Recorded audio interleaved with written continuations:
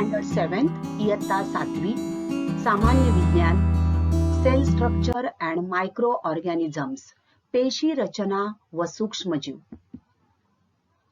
Let's have a look in the last videos what we have learned. Microorganisms, they are present all around us in the air, water, soil, etc. and in the bodies of plants and animals including humans. Now these microorganisms are useful for humans as well as for animals, plants. So antibiotics which are produced with the help of these specific microbes, and with the help of antibiotics pneumonia, TB, typhoid, these diseases can be cured. Some microbes are used to clear a layer of oil floating on the surface of an ocean. Farm waste, human urine, wet garbage, etc. that is collected and used in a biogas plant to produce biogas and fertilizers. So let's learn something more about harmful microorganisms. आता आपण येणार आहोत उपद्रवी सूक्ष्मजीव, harmful microorganisms. Now fungi, virus, bacteria. These are harmful microorganisms which we see in everyday life. बघा अशा प्रकारची फळं, भाज्या बरेच दिवस अशाच राहिल्या तर आपल्याला त्यांच्यावर एक प्रकारची बुरशी आलेली दिसून येते. So these fungi, these are harmful microorganisms. बरेच दिवस जर बंद बरणीमध्ये ठेवलेला मुरांबा किंवा लोणचं असंच राहिलं, डब्यामध्ये पोळी अशीच राहिली तर त्याच्यावर एक आपल्याला कापसासारखा पांढरा पदार्थ तयार झालेला दिसतो. तर हा पांढरा पदार्थ म्हणजेच बुरशी होय, आणि ही बुरशी म्हणजेच एक प्रकारची फंगाय आहे, कवक आहे, आणि ती त्या अन्नाचं नाशाडी करते. आणि असं अन्न जर आपल्या पोटात गेलं तर आपल्याला उलट्या जुलाब होण्याची शक्यता असते. So these are harmful microorganisms. So the fungus grows quickly on these moist and stale food, and such stale food, if we have eaten or if we come across with this stale food, some types of toxins, they spoil this food, and eating this such spoiled food can cause loose motions and vomiting. So these foodstuffs get spoiled due to some microbes, and these microbes release certain toxic materials, and this material spoil this food. Pathogen. Pathogens means disease producing microorganisms. रोगकारक सूक्ष्मजीव. ज्या सूक्ष्मजीवांमुळे रोग पसरले जातात अशा सूक्ष्मजीवांना रोगजंतू असे म्हणतात. So bacteria, some types of bacteria, virus, corona virus, you know it very well. Then fungi, विशिष्ट प्रकारची कवक, प्रोटोझोआ, अमिबा सारखे आदिजीव. फंगाय यांच्यामुळे रोग पसरले जातात, तर हे आहेत रोगकारक सूक्ष्मजीव. आता हा जो रोग प्रसार आहे तो या सूक्ष्मजीवांमुळे होतो. तर हवा, पाणी, अन्न, त्याचबरोबर काही कीटकांमुळे सुद्धा हे रोगजंतू पसरले जातात आणि त्यामुळे रोग प्रसार होऊ शकतो. ज्या वेळेला या रोग जंतूंचा आपल्या शरीरात प्रवेश होतो आणि आपल्या शरीरात या रोगजंतूंची संख्या जर प्रमाणाबाहेर वाढली तर आपल्याला रोगाची लागण होते. So when these disease producing microorganisms, they enter our body through air, water, food, and sometimes with the help of some insects like mosquito. And when these microbes enter our body and they multiply immediately, and if our body cannot resist them, cannot control them, then the number of these pathogens increase and it will be harmful for us आणि आपल्याला रोगाची लागण होते. For example, tuberculosis. It is an airborne disease. रोगाच्या नाक, घसा, तोंड किंवा श्वसन मार्गातून होणारा हा एक रोग आहे. श्वसन मार्गाचे रोग झालेल्या व्यक्तीच्या खोकण्यातून व शिंकण्यातून या रोगाचे सूक्ष्मजीव हवेत मिसळतात. So pathogens are released in the air when a person having an infection of the respiratory tract. See here, this is a respiratory tract. And when the person sneezes or coughs, these pathogens they are thrown out of that person's body, and sometimes they present in the air droplets from a cough or sneezes by an infected person. And these droplets, some pathogens are present in these droplets, and when that is in the air, and when a healthy person breathes that air, these pathogens enters that healthy person's body. See here, these are the pathogens entering in these respiratory tract. तर रोगकारक सूक्ष्मजीव जे आहेत हे अशा प्रकारे रोग्याच्या थुंकण्यातून, शिंकण्यातून, खोकण्यातून जेव्हा बाहेर पडतात त्यावेळेला हे सूक्ष्मजीव काही काळ हवेमध्ये पसरतात आणि हवेमार्फत निरोगी व्यक्तीच्या श्वसनावाटे ते त्या व्यक्तीच्या शरीरात प्रवेश करतात. फुफ्फुसाच्या वायुकोशामध्ये या ठिकाणी तुम्हाला दिसतात बघा, हे गेलेले आहेत इथे. हा निरोगी व्यक्ती आहे, हा पेशंट आहे. निरोगी व्यक्तीच्या वायुकोशामध्ये हे गेल्यानंतर त्यांची वाढ सुरू होते. जर या निरोगी व्यक्तीच्या शरीरातील संरक्षक यंत्रणा या सूक्ष्मजीवांना बाहेर टाकण्यास असमर्थ ठरल्या, म्हणजेच आपल्या शरीरातील पांढऱ्या पेशी या सैनिक पेशी मानल्या जातात. या सैनिक पेशी म्हणजेच पांढऱ्या पेशींमार्फत या सूक्ष्मजीवांचा जर नाश केला गेला नाही तर हे सूक्ष्मजीव या ठिकाणी वाढतात आणि त्या निरोगी व्यक्तीला सुद्धा त्या रोगाचं संक्रमण होऊ शकतं. So airborne disease can spread when people with a certain disease cough, sneeze. So with the help of this coughing, sneezing, some secretions come into the air, and with these droplets, these viruses or bacteria, they take flight and they hang in the air. When this air inhales by this healthy person, he will be also get affected and infected.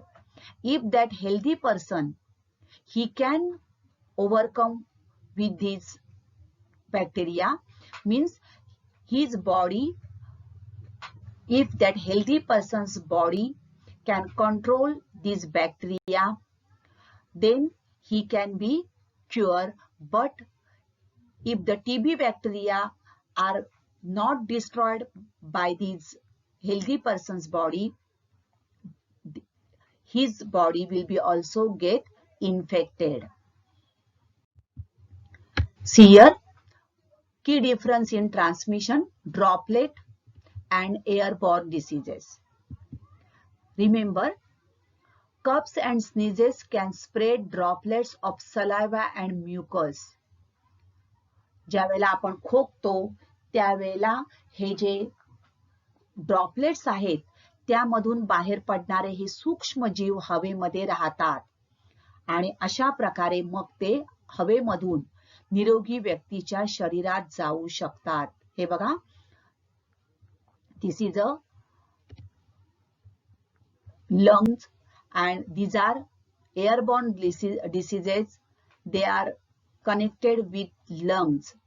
So healthy person may get infected with such pathogens on breathing this infected air and contract diseases like common cold, cough, diphtheria, pneumonia, tuberculosis, etc.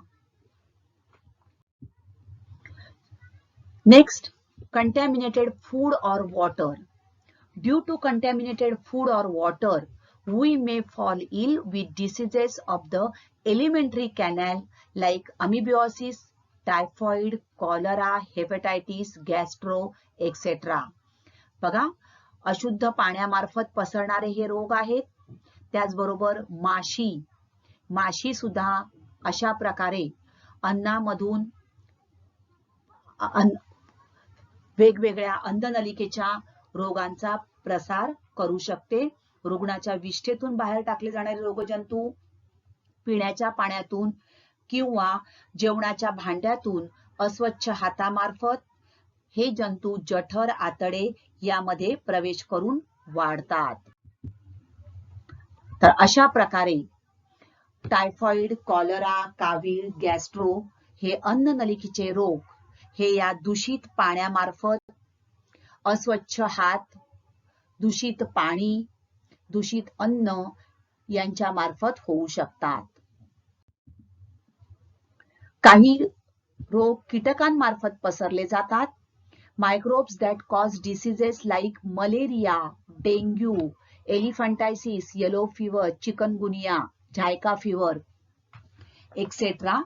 तर कचऱ्याचे ढीग, साठलेलं पाणी या ठिकाणी डासांची पैदास वाढून त्यापासून हिवताप, मलेरिया, चिकनगुनिया यासारखेही रोग होऊ शकतात.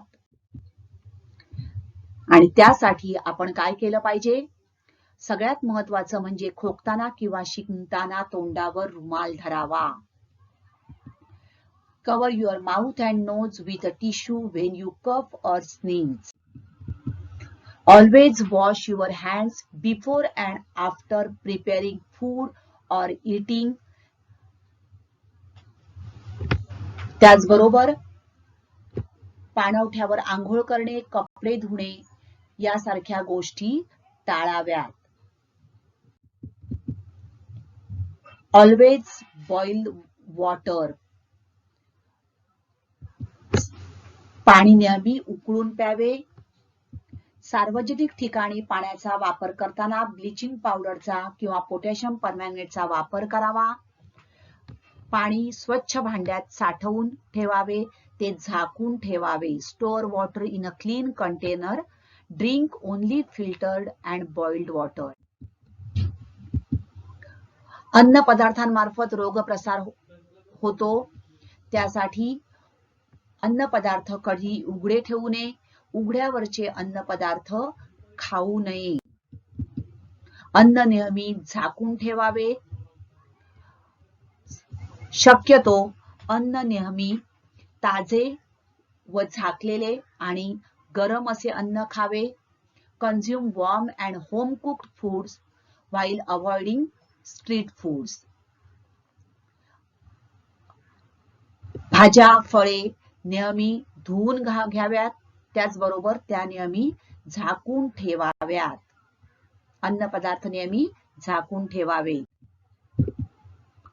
घराभोवती कचरा, पाणी साठू देऊ नये, जेणेकरून कीटकांची पैदास त्यात होणार नाही याची काळजी घ्यावी. वेळोवेळी महानगरपालिकेला अशा प्रकारे जी रोगनाशक औषधं आहेत किंवा डासांची पैदास होऊ नये म्हणून अशा प्रकारे औषधांचा फवारा करण्यास सांगावा. ती फवारणी करून घ्यावी. And very important is that wash your hands, clean hands and stop the spread of germs. या सूक्ष्मजीवांची वाढ थांबण्यासाठी आपल्याला आपले हात स्वच्छ करणं अत्यंत आवश्यक आहे. ही स्वच्छता आपण ठेवली तर आपण आपल्या स्वतःला सुरक्षित ठेवू शकतो.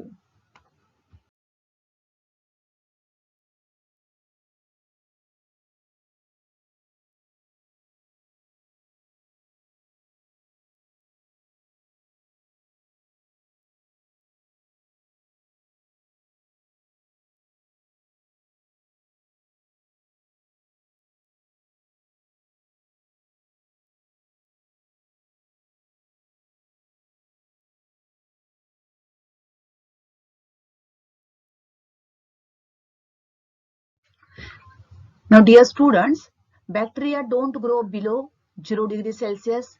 Similarly, they get destroyed above 60 degrees Celsius.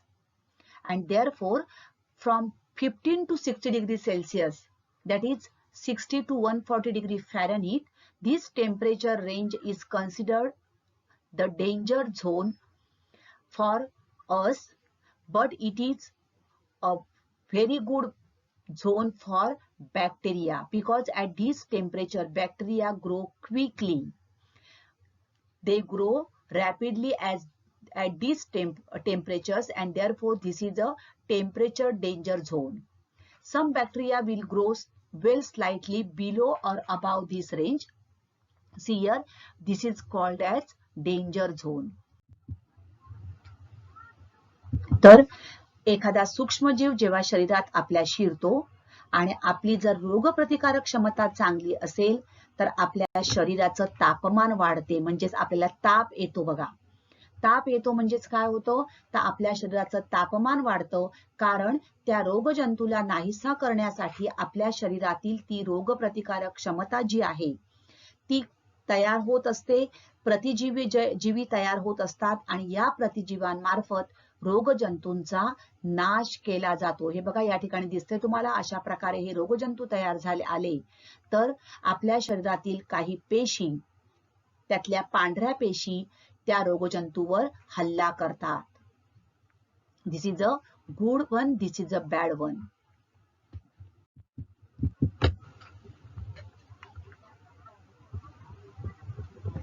काही वेळेला आपल्याला चप्पल किंवा पिशव्या याच्यावर बुरशी जमा झालेली दिसते, म्हणजेच दमट हवेमुळे या ठिकाणी हे जीवाणू वाढीला लागतात.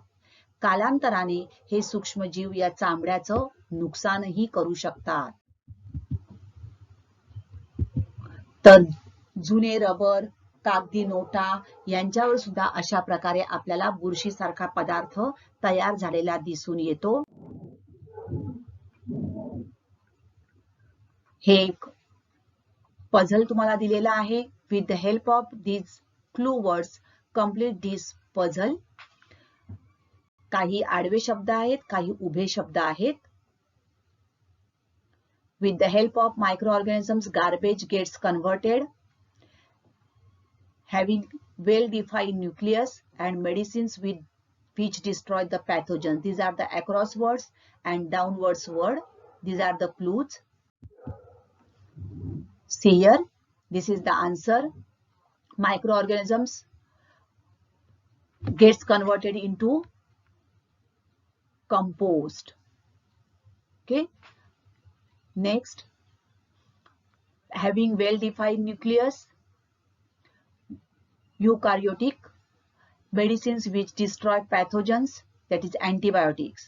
Downwards, disease-producing microorganisms, pathogens, does not have membrane-bound organelles, prokaryotic, airborne disease, pneumonia, disease caused due to contaminated food or water, that is cholera, and substance that produce immunity to a specific disease, that is vaccine. Okay, so in this way we have studied about useful and harmful microorganisms.